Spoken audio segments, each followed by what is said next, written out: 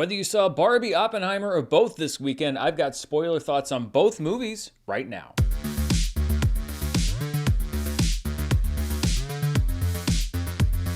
Hello everybody and welcome to my Barbenheimer spoiler review. Part of this review is going to be spoilers for Barbie. Part of this review is going to be spoilers for Oppenheimer, so you can choose either movie and come back later to see the other one, or you can wait until you've seen both. Doesn't really matter to me. But before we get going with either movie, can I just say, it's been such an exciting weekend to be a movie fan, because it looks like, if the projections hold, that we are going to be in one of the best performing movie weekends ever.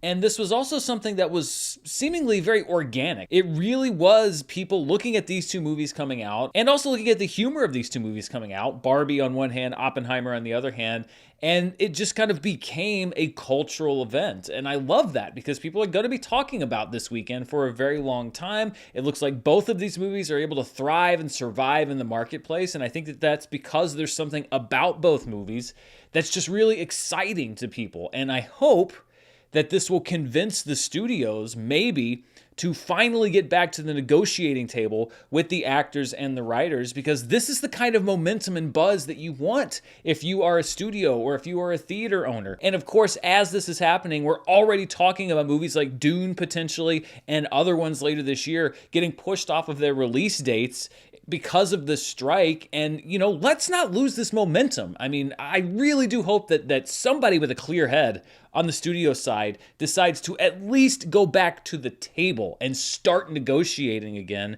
because this is what Hollywood needed. This is what the industry needed. Two popular movies, two movies that people like. You add in this whole cultural discussion, and it just has really been a fun weekend. So let's tackle the first of these two movies, the Barb in Barbenheimer, which of course would be Barbie. If you haven't seen my non-spoiler review, you can click the little card up in the corner. And this was the movie this weekend that I didn't love as much as everybody else. And a lot of times people think that if a critic, and it's not that I didn't like Barbie, I actually did like it, I just didn't love it as much as everybody else. But a lot of times if a movie succeeds beyond what a critic thinks of it, then people assume so you were rooting against it and it proved you wrong. I am not rooting against Barbie at all. And I'm actually very happy that it's doing the way that it's doing, because that means that the industry is healthy and that people are going back to the movies. And I also think that this was a really well-constructed movie with a lot of jokes that worked. I thought it looked fantastic. I thought the performances were great. There's a lot to love about Barbie, but there are a few elements that I didn't love as much as a lot of other people. In my non-spoiler review, I said that I personally believe that some of the messaging in this film was a little too on the nose for my taste. And now that this is a spoiler review, I can kind of go into more detail on that. Although, if you've seen the movie, you probably know what I'm talking about. It would be the speech that America Ferrera gives about 2/3 of the way through the movie. And I think that this is also an important place to bring up the idea of subjectivity and the different lens that you see a movie through, depending on who you are. When people look at reviews, they always say this is an objective review. Reviewers are objective. And I think that that's why people sometimes seem to think that there's truth, or that you're going to get to the final answer about a movie when it comes to a review. But I don't actually think that that's how it works. Now, I do think that a reviewer needs to have objectivity in the sense that you don't walk into a movie already sold on it, or kind of sold against it. Basically, anything that it does, you're not going to give it a positive review, or you're going to give it a positive review no matter what. But when it comes to an actual film review, its very nature is subjective. Because when a critic reviews a movie, they are filtering that movie through so many different things. They're filtering it through their own life experience. They're filtering it through how many other movies they've seen, and if they've seen a particular version of this thing or that thing in another film, and what that means to them personally, personal events that have happened in their lives. And no two critics are really alike in that way. Nobody's lived the exact same life. And that's why I think it is so important to make sure that there is access and a seat at the table for people from all walks of life and different life experiences, because they can add to the critical mass and the critical voice. I predicted that speech would be a lot of people's favorite scene in the movie, and I've heard so many different times in the comments and just anecdotally that was indeed a very powerful scene, especially for women in the audience. And I absolutely understand that. I understand that completely, because I don't identify with that as strongly, because that's not my lived experience. So it's perhaps not as cathartic for me to hear those things spoken aloud on screen as it is for somebody who's gone through the things that are being talked about in that speech. It's why there are certain movies that I love that some people go like, oh, why do you like that movie so much? It's because there's a character or a scene or the entire plot of the movie that is so tied strongly to a particular element of my life that I identify with that movie so strongly. And it really does feel like, in a way, it's speaking for me, like this art is reflecting my own life. I honestly didn't expect Barbie to be as overt with its themes and messaging as it was, and I wondered in my non-spoiler review if that was going to be lost on younger audiences. It doesn't appear like it has been, and I think that that's part of the process of this movie being seen by so many audiences, because movies and TV shows, it's why I kind of shy away from this idea of calling everything content. Content to me sounds like it's just something to be consumed, whereas movies, TV shows, etc., I think that they are art in their way, in their medium, and art is meant to be consumed, yes, but then it's also meant to be digested and processed and talked about. Critics are part of the digestive system when it comes to movies and TV shows and sparking discussion, and that's probably why so many people think that we're assholes. So while I don't have a problem with the message of the movie, there was an ideological thing, kind of structurally and story-wise and thematically, that I've been struggling with a little bit, because the setup of the movie is that you have Barbie Land, and the Barbies have all of the roles: Supreme Court justice, doctors, lawyers, and then the Kens are kind of superfluous. They are and Ken. They just are kind of hanging around, and that is what really sparks this conflict between Margot Robbie's Barbie and Ryan Gosling's Ken.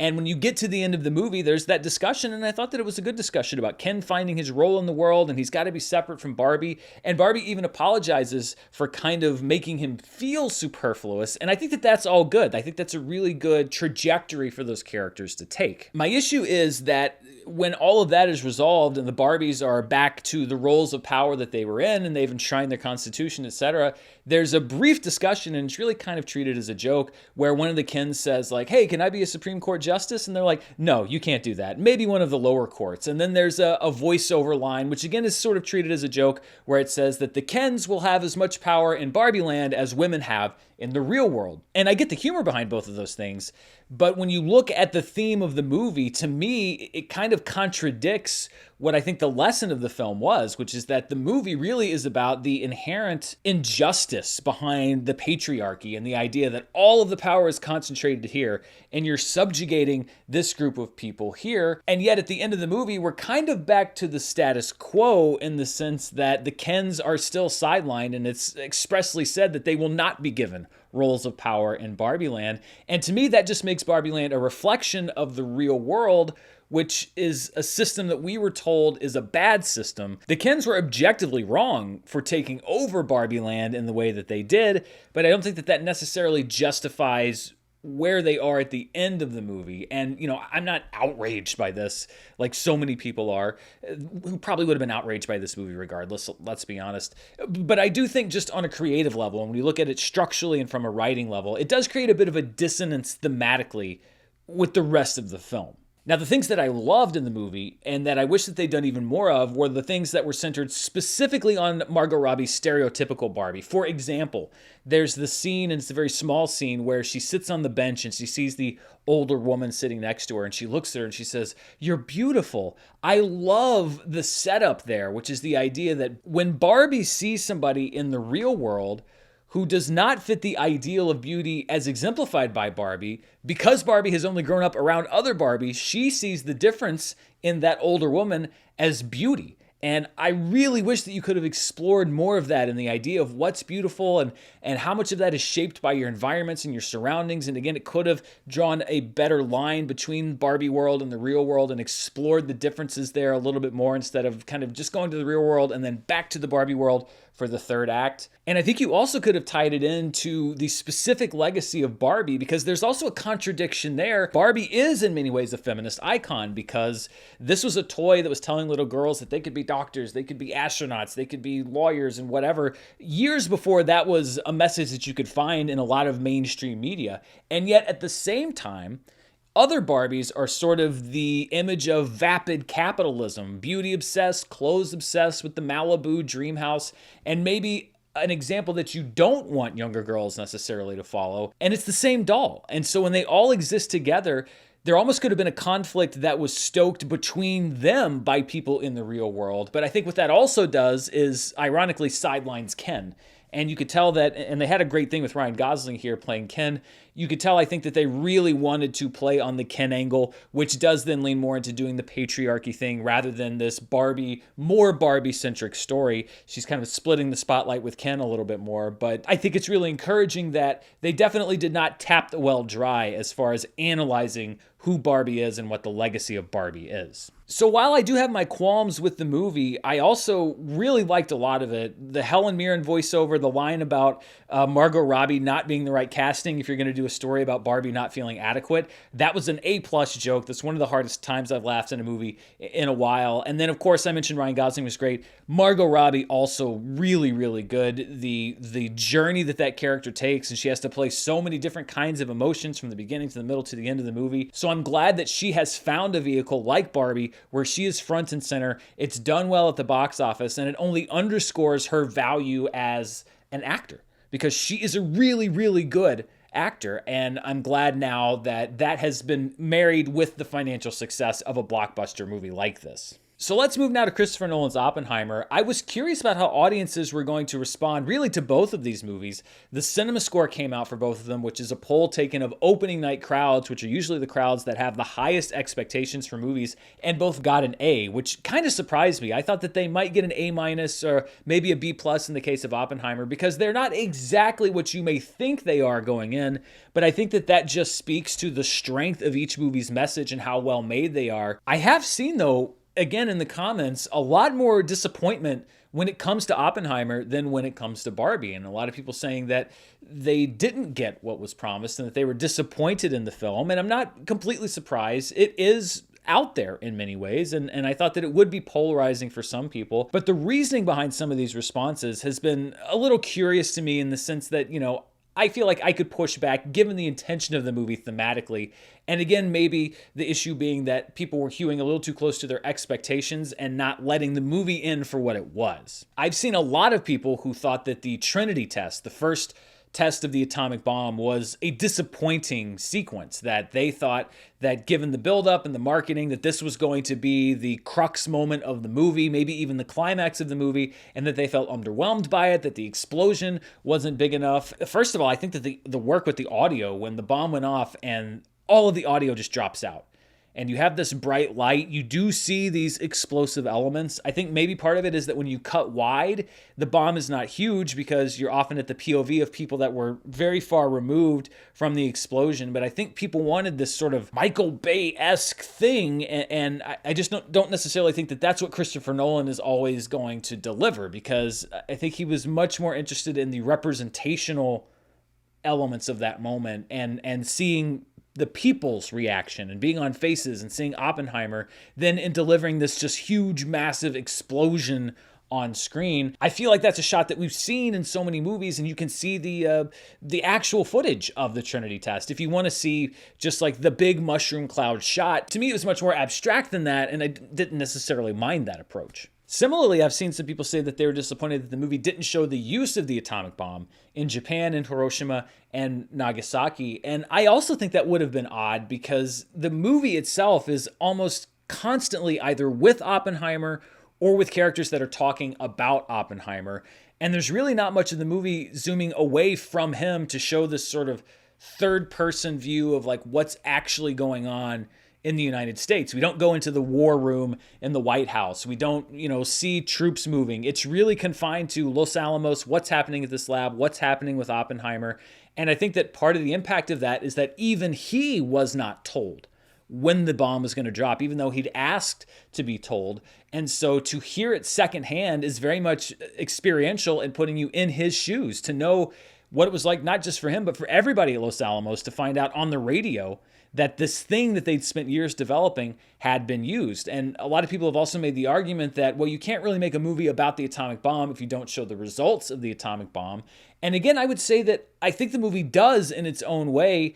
And I loved what Christopher Nolan did with it, actually, because yes, you do stick with Oppenheimer, but that scene where he's giving the speech in the gym kind of structure, the shaky, I loved how the environment behind Oppenheimer would shake. It was a really good portrayal of, I sometimes suffer from social anxiety. And I can tell you that that's sort of how it feels. Like the noise just becomes this kind of cacophony, and you feel like the world is closing in on you. And that's just regular social anxiety. That's not even dealing with what he's dealing with, which is the fact that this thing that he spearheaded has now in practice killed tens of thousands of people. He sees the skin peeling off of the one person, and he looks down and he's stepped into, in his mind's eye, the husk of a burnt out body. To me, that is translating the horror of what was done, but keeping in that sort of subjective point of view that the rest of the movie has been in. So I again, this is just a matter of opinion, but I like how Christopher Nolan did that without making it a sort of objective, like, okay, now I'm shooting it, I'm documenting it like a newsreel. It's staying in that very first person feel. And I think that's one of the reasons that I liked the movie so much, was I felt like I was kind of along on the ride with Oppenheimer. I actually think that the whole conflict was Strauss, which I didn't actually know that Oppenheimer had had his security clearance revoked, and I didn't know that Strauss was somebody who was very antagonistic towards Oppenheimer. So this was a plot twist for me. That conflict between the two of them, where the whole movie he's trying to figure out, what did he say to Einstein to turn him against me? You know, how did he sabotage me? And he sort of pulls this thread all the way to the end, and really to his own self-destruction. And I think that that is a great metaphor for really what's going on through this entire film, which is that World War II was this conflict between nations. And it drove the United States and the scientists here, and then later scientists around the world, to invent this thing that now everybody in the world knows could be an instrument on any given day of the destruction of humankind. And so it's this idea of, well, we were so wrapped up in this conflict between us that we didn't even really pay attention to what we were doing until it was too late. And now we may have destroyed ourselves. And that's a pattern that is sort of seen in a microcosm there with the whole Strauss, Oppenheimer, Einstein thing, where it turns out that Einstein didn't care about Strauss at all. He was sort of consumed with this idea of, did we just take actions that ended the world?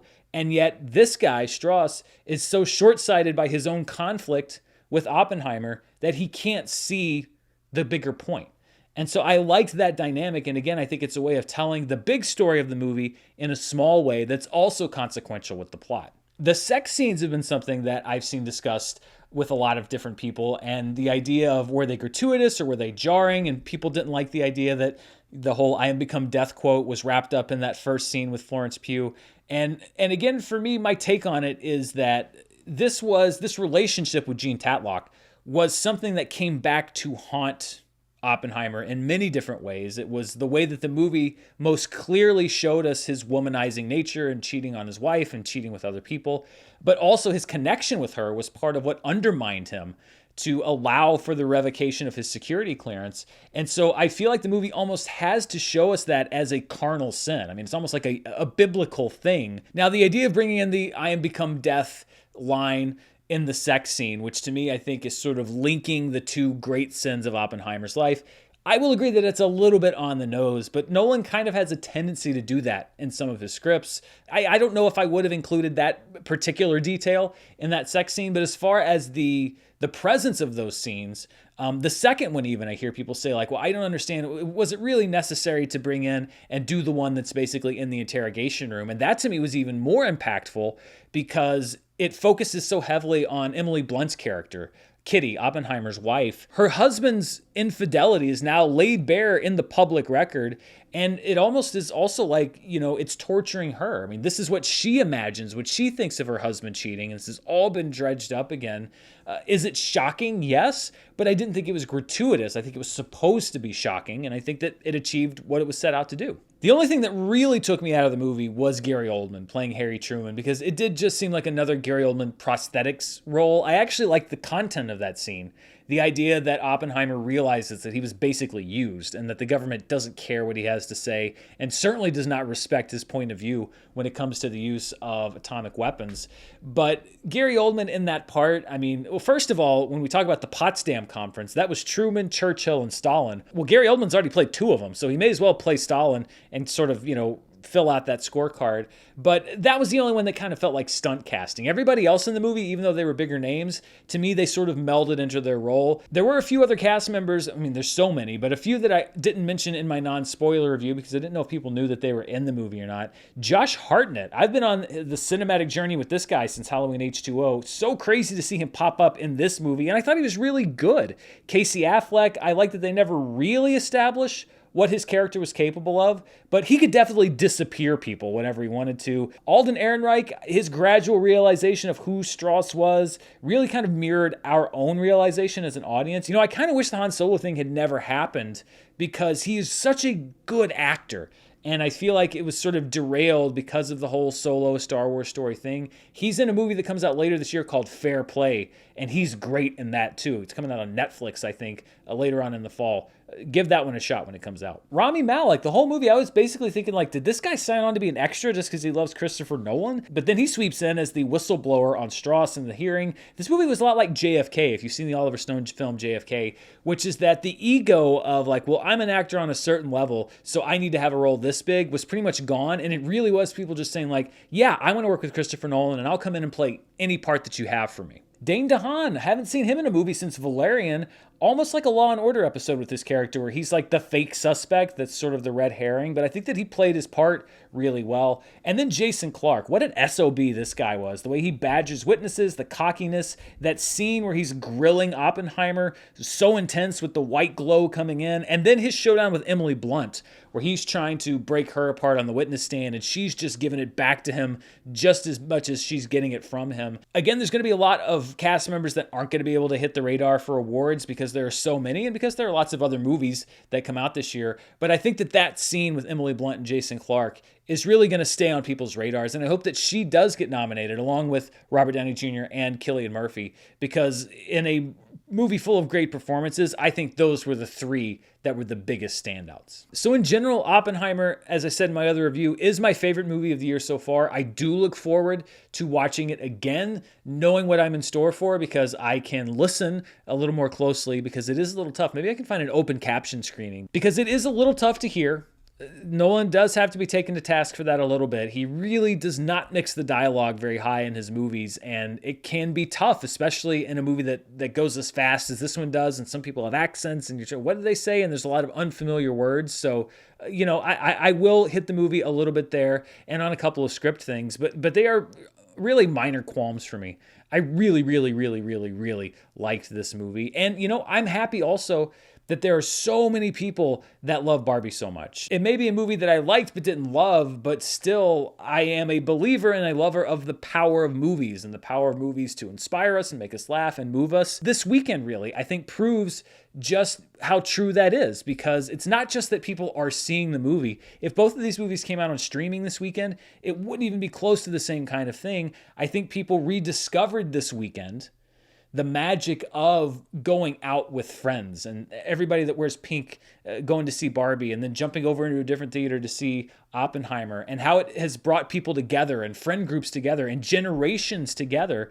That's what movies can do. And now hopefully the studios understand even more that they need to pay talent and that they also need to care about the movies that you put out there. Because if you do it right, if you get the right people behind the camera, and if you put the right kind of buzz and marketing behind a movie, and if you really believe in it and believe in your talent, then it's going to reward you both financially and also by putting something out into the culture that's actually worthwhile and not just another thing that was made in any given year. So Barbie, Oppenheimer, those are my thoughts on those two movies. What did you think? Let me know down in the comments below. Thank you so much for watching. Be sure to stay tuned. On Tuesday, I will be going over all of the box office numbers for both movies. Mission Impossible Dead Reckoning, which seems to have just gotten completely lost in the shuffle. We're going to talk about the strategy or lack thereof behind that movie's release and so much more. I appreciate you spending part of your day here with me. Until next time, stay safe, and I'll see you then.